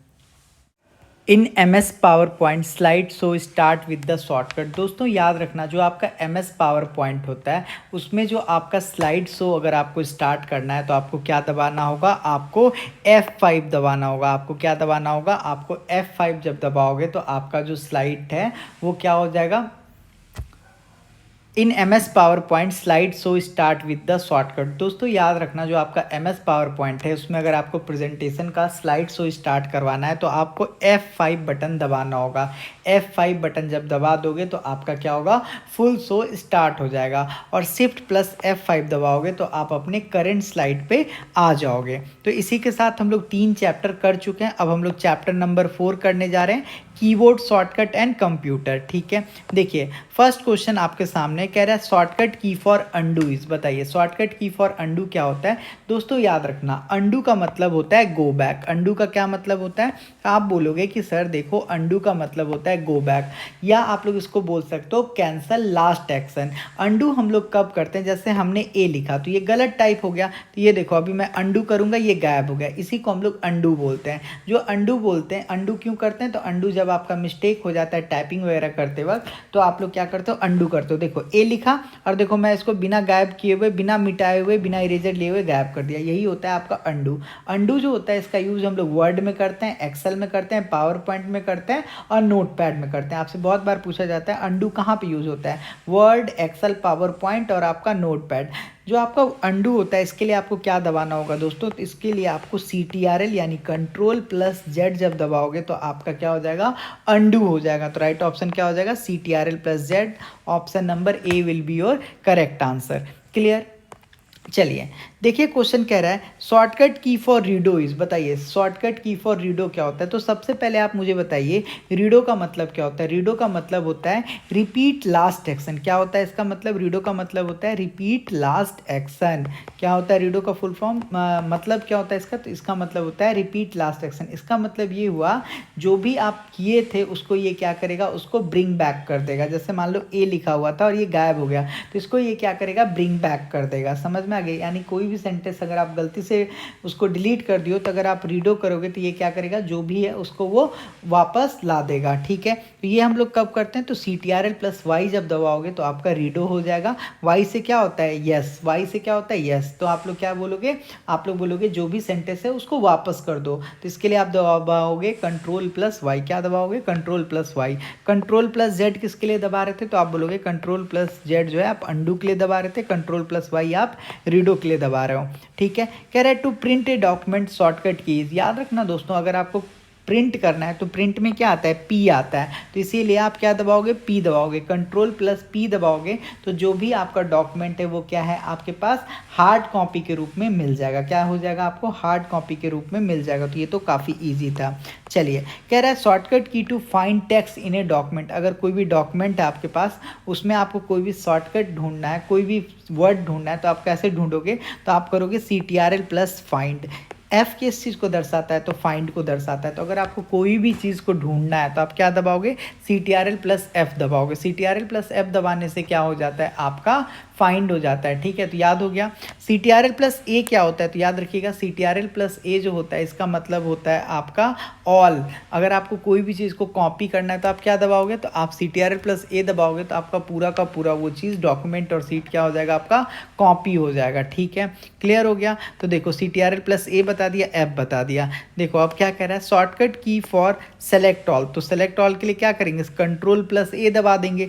CTRL प्लस सी से क्या हो जाएगा, तो आप लोग बोलोगे CTRL प्लस सी से आपका कॉपी होता है। CTRL प्लस बी से क्या होता है, तो CTRL प्लस बी से CTRL प्लस बी से आपका पेस्ट होता है। ठीक है, चलिए कह रहा है शॉर्टकट की फॉर बोल्ड टेक्स्ट। देख रहे हो ये आपका क्या है, बोल्ड है। आपको नहीं लग रहा है ये पतला दिख रहा है और ये आपका मोटा दिख रहा है। तो बोल्ड करने के लिए आपको क्या दबाना होगा, तो बोल्ड करने के लिए आपको CTRL प्लस बी दबाना होगा। तो ये सारा मैंने आपको थ्योरी में करवाया और हमारे नोट्स में तो इसका पूरा का पूरा शॉर्टकट है। तो अगर आप नोट्स या लाइव क्लास परचेज करोगे तो आपको सारा कुछ मिल जाएगा। ठीक है, कह रहा है शॉर्टकट की फॉर अंडरलाइन। तो शॉर्टकट की फॉर अंडरलाइन क्या होता है, देखो यहाँ पे यू है, तो शॉर्टकट की फॉर अंडरलाइन होता है आपका CTRL प्लस यू। इसका यूज हम लोग क्या करते हैं, जैसे आपका कोई हेडिंग वगैरह है तो उसको हम लोग अंडरलाइन करते हैं ताकि वो अच्छा दिखे। ठीक है, बताइए CTRL प्लस आई किस लिए, तो जैसे मान के चलिए जो वर्ड है जैसे आपने लिखा है उसको अगर आपको इटैलिक करना होगा तो आप दबा दोगे CTRL प्लस आई, तो वो क्या हो जाएगा, आपका इटैलिक हो जाएगा। बताइए CTRL प्लस बी क्यों कर रहे थे, CTRL प्लस बी हम लोग बोल्ड करने के लिए कर रहे थे। किस लिए कर रहे थे, तो CTRL प्लस बी हम लोग बोल्ड करने के लिए कर रहे थे। CTRL प्लस एन किस लिए करते हैं, जब भी आपको कोई भी न्यू डॉक्यूमेंट खोलना होगा वर्ड में, एक्सेल में और आपके पावर पॉइंट में, तो आप क्या दबाओगे, CTRL प्लस एन। यू आपका अंडरलाइन करने के लिए, आई किसके लिए, इटैलिक के लिए, बी आपका बोल्ड करने के लिए और न्यू आपका एन किस लिए, आपका न्यू डॉक्यूमेंट को ओपन करने के लिए। देखो कह रहा है शॉर्टकट की फॉर इटैलिक, तो क्या हो जाएगा, CTRL प्लस आई हो जाएगा। ठीक है, कह रहा है शॉर्टकट की फॉर न्यू विंडो डॉक्यूमेंट, तो आपका क्या हो जाएगा, CTRL प्लस एन हो जाएगा। अभी बताया था।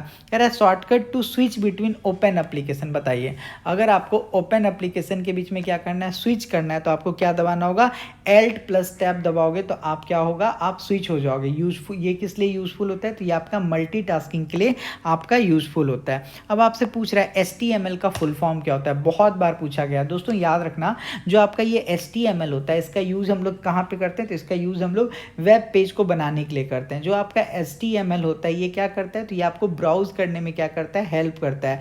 जो आपका HTML होता है ये किसी भी वेबसाइट का क्या होता है, फाउंडेशन होता है। जो आपका HTML होता है इसका फुल फॉर्म होता है hyper text markup language. Hyper text markup language, right option हो जाएगा आपका ऑप्शन नंबर ए।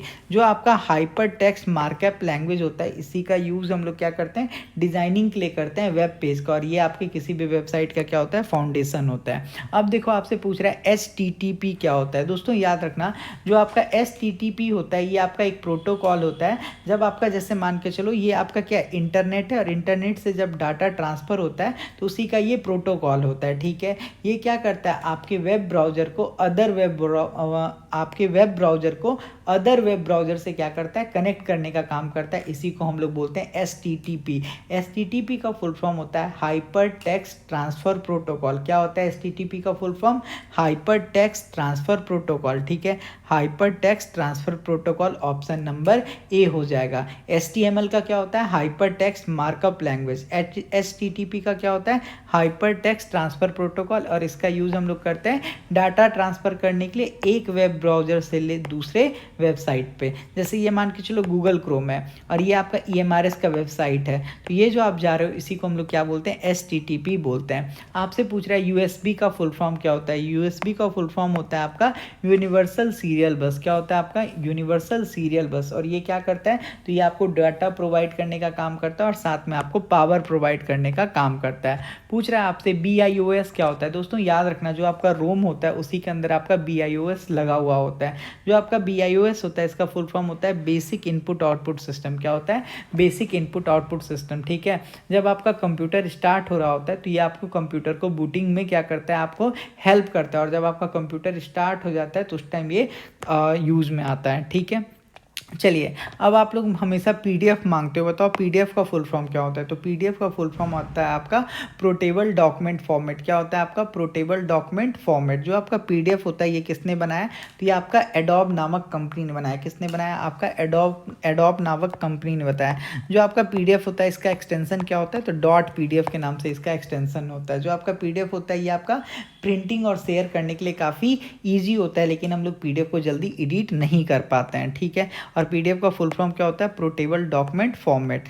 देखो हमारा चैप्टर 4 भी कंप्लीट हो गया। अब हम लोग कंप्यूटर नेटवर्क पे आ चुके हैं और ये सारा आपका EMRS के लिए काफ़ी इंपॉर्टेंट है।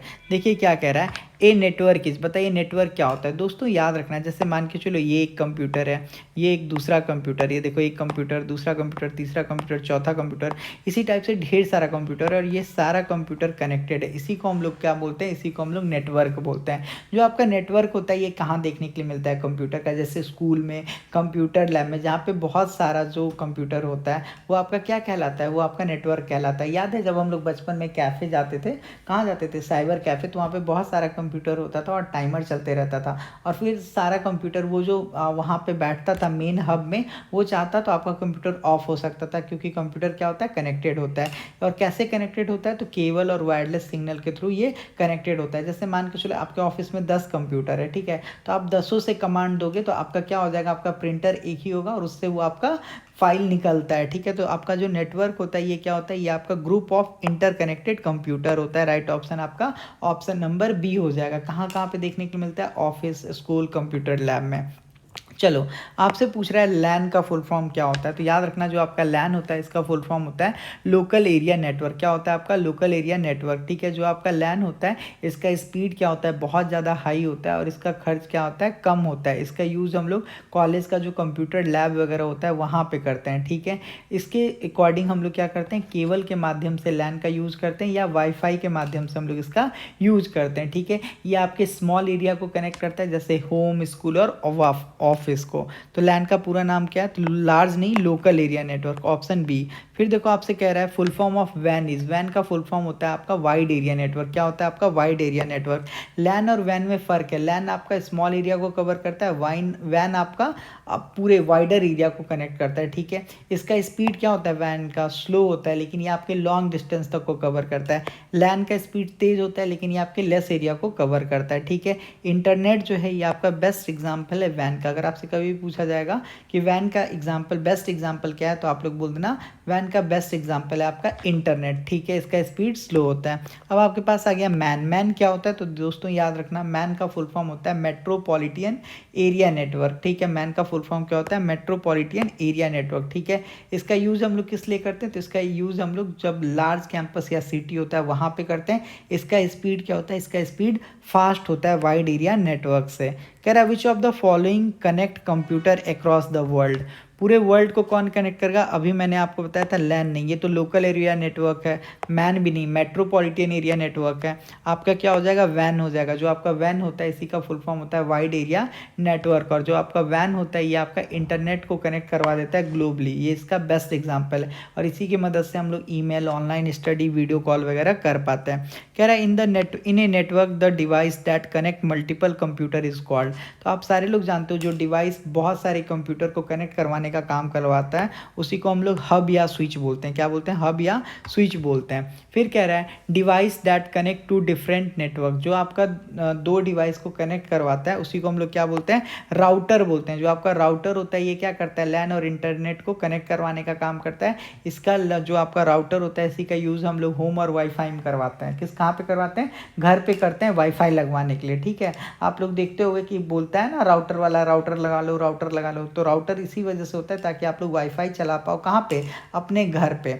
ठीक है, आठवां देखिए, कह रहा है the arrangement of computer in a network is called. तो अगर आप कंप्यूटर नेटवर्क का अरेंजमेंट करते हो तो इसको हम लोग टोपोलॉजी बोलते हैं। टोपोलॉजी का मतलब क्या हो गया, टोपोलॉजी का मतलब हो गया लेयर ऑफ नेटवर्क। और कितने टाइप का टोपोलॉजी होता है, तो बस टोपोलॉजी होता है, स्टार टोपोलॉजी होता है, रिंग टोपोलॉजी होता है, मेश टोपोलॉजी होता है। और ये सारा क्वेश्चन और सारा डेफिनेशन मैंने आपको बैच में बताया, तो आप बैच जरूर ज्वाइन कीजिए। बैच अगर आपको ज्वाइन करना है तो 9430851094 पे मैसेज कीजिए। आपको मैं गारंटी देता हूं कि आपको कंप्यूटर में एक सिंगल नंबर नहीं कटने दूंगा। ऐसा एक सिंगल क्वेश्चन नहीं होगा जो क्लास के बाहर आएगा, आप भले भूल जाओगे लेकिन आपको ये लगेगा कि सर ने हमको सब चीज़ पढ़ाया था। ठीक है, कह रहा है which topology connect all device to a single cable. बताइए कौन सा टोपोलॉजी जो होता है ये आपके सिंगल केबल से कनेक्टेड होता है, तो ये होता है आपका बस टोपोलॉजी। बस टोपोलॉजी जो होता है ये आपका बैकबोन होता है, क्योंकि इसमें सिंगल मेन केबल होता है।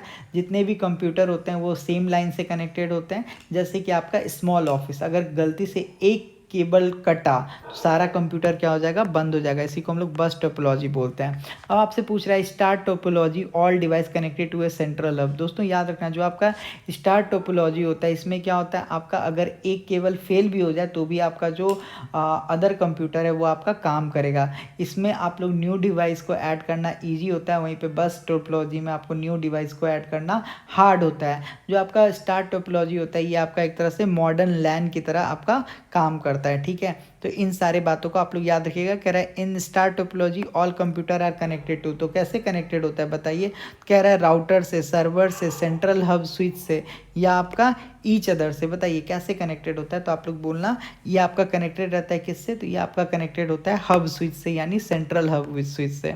ठीक है, कह रहा है the fastest transmission medium among the following is. आपको बताना है इसमें फास्टेस्ट कौन है, ट्विस्टेड नहीं, कोएक्सियल नहीं, ऑप्टिकल फाइबर केबल जो होता है आपका बहुत ज़्यादा फास्ट होता है। इसमें एकदम जो इंटरनेट होता है ये आपका लाइट के स्पीड से जाता है, किसके स्पीड से, लाइट के स्पीड से, और ये आपका वेरी फास्ट होता है और सिक्योर होता है। जो आपका ऑप्टिकल फाइबर केबल होता है ये आपके इंटरनेट का बैकबोन है, यानी टेलीकॉम का क्या होता है, बैकबोन होता है। और ये आपके समुद्र के नास्ते क्या होता है, समुद्र के नीचे जब आप जाओगे तो ये पाइप के फॉर्म में ये आपका केबल गया हुआ होता है। कौन सा केबल, ऑप्टिकल फाइबर केबल। ठीक है, बताइए आईपी एड्रेस क्या होता है। दोस्तों देखो जो आपका आईपी एड्रेस होता है ये आपका क्या होता है, यूनिक आईपी नंबर होता है। ये कैसे होता है, जैसे देखो 192.168.1.1 ये आपका आईपी नंबर है। जैसे अभी ये मैं भेज रहा हूँ तो ये आईपी किसका है, तो ये मेरे घर का एड्रेस है। अगर आप ये डालोगे ये आप साइबर पुलिस को दोगे तो साइबर पुलिस मेरे घर तक क्या होगा, पहुँच जाएगा। तो जो आपका आईपी होता है वो आपका जो भी जहाँ पे हो उस जगह का एड्रेस होता है। आईपी का फुल फॉर्म क्या होता है, इंटरनेट प्रोटोकॉल। क्या होता है आपका, इंटरनेट प्रोटोकॉल। कि इसका मतलब आईपी यही होता है कि ये जो डेटा भेजा जा रहा है ये डेटा कहाँ से भेजा जा रहा है, इसी के लिए हमने आईपी लिया था। ठीक है, तो आईपी का क्या होता है, तो आईपी का यूज़ क्या होता है बताइए। आपसे यही कह रहा है ना, आईपी एड्रेस का उपयोग किया जाता है। आईपी एड्रेस का उपयोग क्यों किया जाता है, कह रहा है आपका identify A website name, identify on A computer network. बिल्कुल, आप जिस कंप्यूटर नेटवर्क पे हो, जैसे आप लोग आके बहुत सारे स्टूडेंट गाली मान लीजिए बग दिए किसी को, तो उसको ट्रेस किया जा सकता है कि नहीं किया जा सकता है, तो किया जा सकता है। कह रहा है the full form of IPs, अभी मैंने बताया आईपी का फुल फॉर्म होता है आपका इंटरनेट प्रोटोकॉल। क्या होता है आपका, इंटरनेट प्रोटोकॉल, बी हो जाएगा। कह रहा है the full form of TCP IPs. बताइए जो फुल फॉर्म होता है टीसीपी वो क्या होता है, तो आप लोग बोलोगे टीसीपी का फुल फॉर्म होता है आपका ट्रांसमिशन कंट्रोल प्रोटोकॉल। क्या होता है आपका, ट्रांसमिशन कंट्रोल प्रोटोकॉल, ठीक है। कह रहा है wifi is related to, wifi का क्या होगा, तो आप लोग बोलना वाईफाई का फुल फॉर्म होता है आपका वायरलेस नेटवर्किंग। क्या होता है वायरलेस नेटवर्किंग, जो आपका वाईफाई होता है ये क्या करता है, अलाउ करता है कि उसके डिवाइस वाईफाई डिवाइस के नियर कोई भी डिवाइस आएगा तो वो कनेक्ट हो सकता है अगर उसको पासवर्ड पता हो, ठीक है। इसमें आप लोग रेडियो वेव का यूज़ करते हो डेटा को ट्रांसफ़र करने के लिए। और जो वाईफाई का फुल फॉर्म मैंने गलत बता दिया था, करेक्ट कीजिएगा, वाईफाई का फुल फॉर्म होता है आपका वायरलेस फिडिलिटी। क्या होता है वायरलेस फिडिलिटी, और वाईफाई में आपको तार का ज़रूरी नहीं होता है। तो अगर आपसे कभी भी पूछ दिया जाए वायरलेस का फुल फॉर्म क्या होता है, वाईफाई का फुल फॉर्म क्या होता है, तो आप लोग बोल देना वायरलेस फिडिलिटी, ठीक है। और ये कैसा होता है, तो ये आपका वायरलेस नेटवर्किंग होता है। कैसा होता है वायरलेस, वाईफाई में थोड़ी तार लगता है। कह रहा है चलिए आपका 5वां चैप्टर भी कंप्लीट हो गया, अब आपका 2 चैप्टर बचा है। दोस्तों अगर आप चैनल पर नहीं हो तो चैनल को सब्सक्राइब कीजिए और कमेंट करके ज़रूर बताइएगा कि आपको ये सेशन कैसा लग रहा है, मज़ा आ रहा है या नहीं आ रहा है। देखिए कह रहा है साइबर सिक्योरिटी मीन, बताइए साइबर सिक्योरिटी आपके लिए क्या मीन करता है। तो दोस्तों याद रखना, जो आपका साइबर सिक्योरिटी होता है ये इसीलिए किया जाता है ताकि आपको ऑनलाइन सेफ्टी प्रदान किया जा सके, किससे, हैकर से, मालवेयर से, ठीक है। जो आपका साइबर सिक्योरिटी होता है ये इसीलिए होता है ताकि आपके कोई कंप्यूटर, मोबाइल या आपके डेटा का मिसयूज़ नहीं कर पाए। इसी वजह से हम लोग बचने के लिए एंटीवायरस, फायरवॉल वगैरह डालते हैं, पासवर्ड इंक्रिप्शन वगैरह, ठीक है, ताकि हमारा गोपनीयता बना रहे, हमारा पैसा बना रहे और हमारे कोई प्राइवेसी को भंग ना करे। इसी वजह से आपका साइबर सिक्योरिटी होता है। तो साइबर सिक्योरिटी कह रहा है protecting physical device, physical device को क्या प्रोटेक्ट करेगा, कह रहा है protecting computer and network from digital attacks, right option आपका बी हो जाएगा। जो आपका साइबर सिक्योरिटी होता है ये यही होता है कि अगर कोई भी आपके ऊपर अटैक करेगा, डिजिटल अटैक, हैक करने का कोशिश करेगा, तो साइबर सिक्योरिटी उसको बचाएगा। कह रहा है program that damage your computer और स्टील इंफॉर्मेशन इज कॉल्ड, बताइए क्या कहलाएगा। एक ऐसा हार्मफुल सॉफ्टवेयर जो हमारे कंप्यूटर को हार्म करता है उसी को हम लोग क्या बोलते हैं, उसी को हम लोग मालवेयर बोलते हैं। मालवेयर का मतलब होता है मैलिशियस सॉफ्टवेयर। ये क्या करता है हमारे डेटा को, ये हमारे डेटा को क्या कर सकता है, डाटा को, हमारे डेटा को डिलीट भी कर सकता है और हमारे डेटा को चुरा भी सकता है। जो आपका मालवेयर होता है ये क्या करता है ये हमारे डेटा को चुरा भी सकता है और उसको डिलीट भी कर सकता है। जो आपका मालवेयर होता है दोस्तों ये आता कैसे, तो ईमेल और वेबसाइट के थ्रू हमारे कंप्यूटर में आ जाता है, ठीक है। जो आपका आपसे पूछा जाएगा कि मालवेयर का एग्जांपल बताओ, तो जैसे बोलोगे वॉर्म हो गया, आपका ट्रोजन हो गया, आपका रैंसमवेयर हो जाएगा। ये सारा क्या है, ये सारा आपका मलेशियस सॉफ्टवेयर है। वायरस, वॉर्म, ट्रोजन और आपका रैंसमवेयर। कौन कौन सा, वायरस, वॉर्म, ट्रोजन और आपका रैंसमवेयर जो होता है ये सारा क्या है आपका मलेशियस सॉफ्टवेयर होता है। तो राइट ऑप्शन आपका ऑप्शन बी हो जाएगा। कह रहा है एक कंप्यूटर वायरस ही, जो कंप्यूटर वायरस होता है तो वो क्या होता है, तो कंप्यूटर वायरस जो होता है ये आपका एक हार्मफुल सॉफ्टवेयर प्रोग्राम होता है। कंप्यूटर में अगर वायरस आ गया तो उसको हटाना है तो क्या डलवाना पड़ेगा, एंटीवायरस। कह रहा है program that replicate itself and spread to other computer is called. दोस्तों जो आपका कंप्यूटर का वॉर्म होता है वो क्या होता है, आपके नेटवर्क के माध्यम से क्या होता है, इधर से उधर फैलता है, ठीक है। और अगर आपको इससे बचाना है, किससे जो आपका प्रोग्राम वॉर्म से अगर आपको कंप्यूटर को बचाना है तो आपको क्या इंस्टॉल करना होगा, आपको फायरवॉल लगाना होगा। फायरवॉल ही आपको वॉर्म से बचा सकता है। कह रहा है फिशिंग क्या है, बताइए आप लोग बताइए फिशिंग क्या है तो फिशिंग का मतलब होता है जब आप किसी को बल्क में इमेज भेजते हो, जैसे OTP वगैरह वाला, तो यही आपका फिशिंग कहलाता है। और फिशिंग में क्या करते हैं, आप लोग को फेक ईमेल भेजते हो, क्या करते हो, फेक ईमेल भेजते हो, ठीक है, समझ में आ गया। फेक ईमेल भेजते हो, फेक ईमेल और मैसेज भेजते हो, इसी को हम लोग फिशिंग कहते हैं। कह रहा है द स्ट्रॉन्गेस्ट पासवर्ड कंटेंट, जो आपका स्ट्रॉन्गेस्ट पासवर्ड वही होता है जिसमें क्या होता है, जिसमें आपका कॉम्बिनेशन ऑफ लेटर होता है, नंबर होता है और आपका सिंबल होता है। जैसे देखो ये आपका लेटर हो गया, ठीक है, ये क्या हो गया आपका सिंबल हो गया, ये आपका क्या हो गया नंबर हो गया, ये आपका स्मॉल लेटर, कैपिटल लेटर और फिर से सिंबल।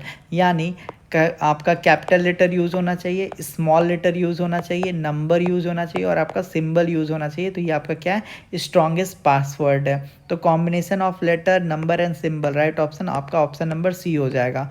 कह रहा है which of the following protect a computer network from unauthorised access. Unauthorised access से कौन बचाता है, तो मैंने आपको बताया था फायरवॉल, एंटीवायरस वायरस से बचाता है, ठीक है।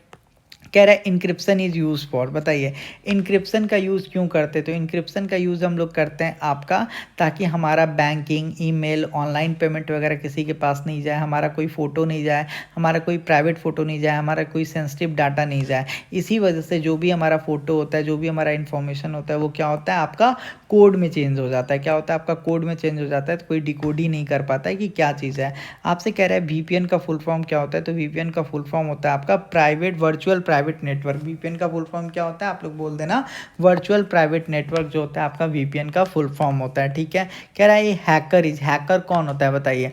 हैकर वही होता है, जैसे अभी आपको मैं पढ़ा रहा हूँ, आप मेरे इस आईपैड को अगर आप क्या करोगे, हैक करने का कोशिश करने लगोगे, तो इसी को हम लोग क्या बोलते हैं, हैकर बोलते हैं। हैकर का मतलब हो गया अनऑथराइज एक्सेस आपको कर रहा है, किस उद्देश्य से, तो आपका पैसा चुराने के लिए, आपका डेटा को चुराने के लिए, आपका पासवर्ड चुराने के लिए। इसी को हम लोग बोलते हैं अनऑथराइज एक्सेस। जो आपका अनऑथराइज एक्सेस होता है ये आपका इलीगली होता है। ठीक है, तो इस बात को याद रखिएगा।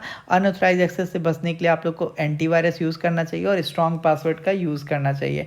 दो टाइप के आपके हैकर होते हैं, एक होते हैं ब्लैक हैट वह होते हैं जो आपके क्रिमिनल हैकर होते हैं, और एक होते हैं वाइट हैट जो आपके इथिकल हैकर होते हैं। हैक करेंगे चीज़ों को, लेकिन वो बता देंगे सरकार को कि देखिए ये चीज़ का कमी है। तो ब्लैक वाला क्या होता है, गंदा होता है, वाइट वाला साफ होता है। ठीक है, तो हैकर क्या होता है, option B, a person who gain unauthorised access to computer system. ठीक है, कह रहा है which of the following is an antivirus software. आपको बताना एम एस वर्ड ये तो सॉफ्टवेयर है, एक्सेल सॉफ्टवेयर है, फोटोशॉप सॉफ्टवेयर है, लेकिन क्विक हिल क्या है, तो आपका ये एंटीवायरस सॉफ्टवेयर है। ठीक है, कह रहा है the act of copying important file for safety is called, बताइए the act of copying important file for safety is called. इसी को हम लोग क्या बोलते हैं, बैकअप बोलते हैं। इसी को हम लोग क्या बोलते हैं, बैकअप बोलते हैं। अगर आपका कोई भी फाइल है उसका आप लोग क्या कर लेते हो, बैकअप कर लेते हो ताकि वो डिलीट ना हो। कह रहा है which one is an example of strong password, जिसमें आपका नंबर हो, वर्ड हो और सिंबल हो। ये भी गलत है, देखो इसमें नंबर भी है, सिंबल भी है। देखो नंबर है, वर्ड है और आपका सिंबल है, इसीलिए आपका बेस्ट पासवर्ड है। ठीक है, कह रहा है व्हाट डज कैप्चा वेरीफाई, बताइए आप लोग को कैप्चा वेरीफाई करवाया जाता है किस लिए, तो आप लोग बोलोगे ह्यूमन आइडेंटिटी को प्रूफ करने के लिए। ठीक है, बताइए रैंसमवेयर क्या है, रैंसमवेयर क्या है, तो आप सारे लोग को मैंने बताया था कि जो आपका रैंसमवेयर है ये एक तरह का क्या है, तो ये एक तरह का आपका मेलिशियस सॉफ्टवेयर होता है। क्या होता है आपका, एक तरह का मेलिशियस सॉफ्टवेयर होता है जो क्या काम करने का काम करता है, जो आपके डाटा को लॉक करने का काम करता है। और ये आपका लॉक अनलॉक तब होगा जब आप क्या करोगे, पैसा को पे करोगे। ठीक है, ठीक है, तो रैंसमवेयर क्या होता है, आपका एक मेलिशियस सॉफ्टवेयर होता है। ये कब आया था, तो 2017 के आसपास आया था। इसमें क्या होता है, आपका कंप्यूटर लॉक हो जाता है और जब आप उसको पैसा दोगे हैकर को, तब आपका कंप्यूटर क्या होगा, ऑन होगा। ठीक है, तो आपका मैंने चैप्टर नंबर 6 भी करवा दिया, लास्ट आपका चैप्टर 7, बताइए। ठीक है, बताइए आप लोग को मज़ा आ रहा है या नहीं आ रहा है। मज़ा आ रहा है तो आप चैनल को लाइक कर दीजिएगा और सब्सक्राइब कर दीजिएगा। बाकी आप हमारे व्हाट्सएप नंबर 943830851094 पर मैसेज करके आप नोट्स परचेज कर सकते हो। बताइए इंटरनेट क्या है, तो दोस्तों याद रखना जो आपका इंटरनेट होता है ये क्या होता है, हमारे बहुत सारे कंप्यूटर को कनेक्टेड होता है, लाखों लोगों को क्या करता है, मिलवाता है। तो इंटरनेट क्या होता है, ये हमारे बहुत सारे नेटवर्क से कनेक्टेड होता है। आपसे पूछ रहा है www.com जो हम लोग डालते हैं इसका फुल फॉर्म क्या होता है, तो जो आपका www है ये क्या होता है, आपका कलेक्शन होता है वेब पेज का। ठीक है, ये आपका क्रोम वगैरह से आप लोग इसको, क्रोम मोजिला वगैरह से आप लोग क्या कर सकते हो, इसको एक्सेस कर सकते हो। www के कौन इन्वेंटर थे, तो आप लोग बोलते हैं टिम बर्नर्स ली जो थे इसका खोज किए थे, और कब किए थे, तो 1991 में किए थे। ठीक है, इन्होंने क्या किया था, HTTPS को डेटा एक्सेस करने के लिए यूज़ किया गया था, और इसका फुल फॉर्म होता है वर्ल्ड वाइड वेब। ठीक है, खांसी हो गया दोस्तों, sorry. The internet was developed by, बताइए इंटरनेट को डेवलप किसने किया था, तो आप लोग बोलेगा दर्पा ने। किसने किया था, दर्पा ने। दर्पा याद करना आपके लिए बहुत इजी होगा। दर्पा का फुल फॉर्म होता है यूएस डिफेंस डिपार्टमेंट। ठीक है, तो क्या हो जाएगा आपका, दर्पा हो जाएगा। The first page of A website is called, बताइए जो फर्स्ट पेज होता है किसी भी वेबसाइट का तो वो क्या कहलाता है, तो आप लोग बोलोगे होम पेज कहलाता है। होम पेज में ही तो आप लोग का सारा चीज़ रहता है, इन्फॉर्मेशन। कह रहा है which of the following is A web browser, web browser कौन सा है, जीमेल वेब ब्राउजर नहीं है, फेसबुक, विकिपीडिया ये सब नहीं है। जो आपका गूगल क्रोम है ये आपका क्या वेब ब्राउजर है, मोजिला फायरफॉक्स क्या है आपका वेब ब्राउजर है। कह रहा है which of the following is A search engine, बताइए सर्च इंजन इसमें से कौन सा है, इंस्टाग्राम नहीं, ट्विटर नहीं, व्हाट्सएप नहीं, Yahoo, Google, Mozilla, Yahoo, Google, Bing, ये सब क्या है आपका सर्च इंजन है। The full form of URL, बताइए यूआरएल का फुल फॉर्म क्या होता है? यूआरएल का फुल फॉर्म होता है आपका यूनिफॉर्म रिसोर्स लोकेटर। क्या होता है? Uniform resource locator. Option number A हो जाएगा। जैसे देखिए www.youtube.com और आगे क्या लगा रहता है? HTTP, इस तरह से रहता है ना, HTTP, फिर रहता है आपका स्लैश www.youtube.com। तो ये क्या हो गया? यही आपका यूआरएल हो गया, ठीक है। ईमेल स्टैंड फॉर, बताइए ईमेल का क्या होता है? तो ईमेल जो होता है आपका एक तरह का इलेक्ट्रॉनिक मेल है। क्या आपका? इलेक्ट्रॉनिक मेल, जैसे जीमेल, याहू मेल, आउटलुक, ठीक है। फिर कह रहा है the part of an email address after @ symbol is called. जैसे देखिए मान लीजिए हमारा प्रतिभा एकेडमी, प्रतिभा एकेडमी का क्या है आपका ईमेल आईडी? प्रतिभा एकेडमी, ठीक है, प्रतिभा एकेडमी 247। तो आपसे पूछ रहा है 274@gmail.com। आपसे पूछ रहा है कि ये जो @ के बाद रहता है ये क्या होता है? बताइए ये जो @ के बाद आपका gmail.com है ये क्या है? तो ये आपका डोमेन का नाम है। ये क्या है? आपका डोमेन का नेम है। इस बात को आप लोग याद रखिएगा। ईमेल में सीसी का मतलब क्या होता है? तो ईमेल का सीसी का मतलब होता है आपका कार्बन कॉपी। जैसे आपको मान लीजिए आपको लिखना है एग्जामिनेशन कंट्रोलर को और आपने सीसी में अपने प्रिंसिपल को भेज दिया, प्रिंसिपल को दे दिया, सीसी में डाल दिया प्रिंसिपल को, तो वो मेल सीसी के थ्रू आपके कॉलेज के एचओडी को भी जाएगा, प्रिंसिपल को भी जाएगा, और मुझे भी ऐड करते हो तो मुझे भी आएगा, ठीक है। सीसी का मतलब होता है आपका कार्बन कॉपी, ठीक है। यानी प्रिंसिपल, जैसे आपको कोई टीचर को मेल करना है बट आप चाहते हो प्रिंसिपल को भी वो मेल जाए, तो प्रिंसिपल और टीचर को सेम मेल जाएगा, किसके तहत? सीसी के तहत, ठीक है। इन ईमेल BCC मेल, बताइए BCC का मतलब होता है आपका ब्लाइंड कार्बन कॉपी। क्या होता है आपका? Blind carbon copy. CC का मतलब क्या होता है आपका? बताइए। तो CC का मतलब होता है कार्बन कॉपी और आपका BCC का मतलब होता है ब्लाइंड कार्बन कॉपी। क्या होता है? ब्लाइंड कार्बन कॉपी, ठीक है। कह रहा है cloud computing mean, cloud computing का मतलब क्या होता है? क्लाउड कंप्यूटिंग का मतलब होता है ऑनलाइन डेटा को क्या करना? स्टोर करना। ऑनलाइन डेटा को स्टोर करना ही आपका क्या कहलाता है? क्लाउड कंप्यूटिंग कराता है। कह रहा है data storage on local computer, गलत, ये आपका सही हो जाएगा। Data storage and access through internet. Which of the following is a cloud storage device? बताइए। Google drive. गूगल ड्राइव क्या आपका क्लाउड स्टोरेज डिवाइस है। कह रहा है e governance mean, e governance का मतलब क्या होता है? तो ई गवर्नेंस का मतलब होता है ऑनलाइन गवर्नेंस, ठीक है। तो यहाँ पर तो ऑप्शन ही नहीं है। The main aim of the digital India programme is, बताइए मेन एम्स क्या है? तो डिजिटल एम्पावरमेंट, ठीक है। तो इसी के साथ मैंने आपको कंप्लीट 100 PYQ क्वेश्चन करवा दिया। आई होप आपको सेशन पसंद आया होगा। अगर आपको हमारे थ्योरी वाले बैच से जुड़ना है तो आप मैसेज कर दीजिएगा 9430851094 पे, आपको ऐड कर दिया जाएगा। कंप्लीट थ्योरी होगा, आपको काफ़ी मज़ा आएगा।